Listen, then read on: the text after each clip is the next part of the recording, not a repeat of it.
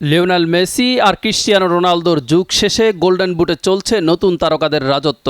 2007-8 থেকে 2018-19 এই 12 মৌসুমে ইউরোপিয়ান গোল্ডেন বুট মানেই ছিল লিওনেল মেসি আর ক্রিস্টিয়ানো রোনালদোর দখলে। 2008-9 মৌসুমে মাত্র একবার ব্যতিক্রমী চমক দিয়েছিল দিয়েগো ফোরলান, আর 2013-14 মৌসুমে রোনালদোর সাথে যৌথভাবে গোল্ডেন বুট জিতেছিলেন লুইস সুয়ারেজ। কিন্তু এখন ফুটবলের হাওয়া বদলে গেছে নতুন তারকাদের মিছিলে।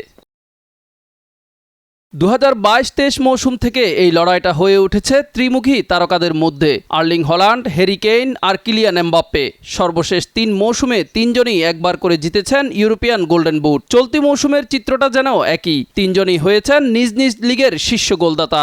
গোল্ডেন বুটের দৌড়ে সমানতালে এগিয়ে যাচ্ছে 3 তারকা খেলোয়াড়। চলতি মৌসুমে বুন্দেসলিগায় 21 গোল নিয়ে সবার উপরে বায়ার্ন মিউনিখের হ্যারি কেইন।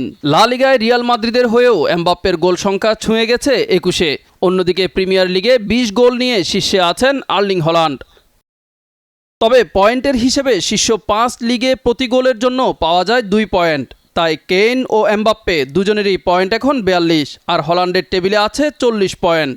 এছাড়াও প্রিমিয়ার লিগে 16 গোল করা ইগার থিয়াগো আছেন তালিকার 4র্থ নম্বরে, আর পর্তুগিজ লিগে 19 গোল করা পাবলিডিস আছেন সেরা 5-এ। তবে ম্যাচ সংখ্যার দিক থেকে হ্যারি কেইন অনেকটা এগিয়ে আছেন, 19 ম্যাচেই করেছেন 21 গোল।